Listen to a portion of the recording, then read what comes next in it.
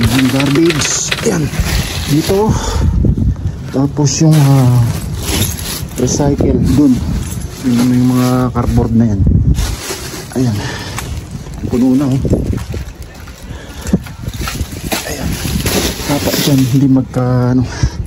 Ayan ito Chris, mga taba yun. Mga use oil na pinaggamitan yan. Yung kulay itim na yan. Ayan, tapos na, huwi na tayo. Ayan.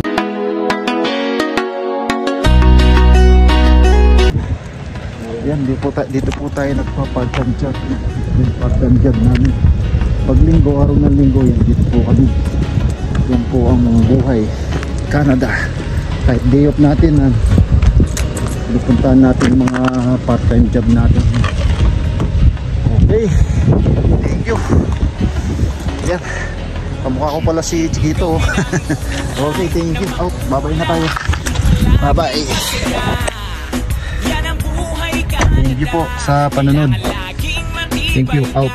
Kasama nyo si Papa Joseph Steel Vlogs. Kahit saan man magkala, mga vlogs na laging good vibes lang. Mga ka-steel, siya ang inyong kasama. Kahit malayo, siya ang inyong kasama. Kahit sa dumayo, basta ang buhay ay laging makulay. Masaya lagi lang magpakatunay.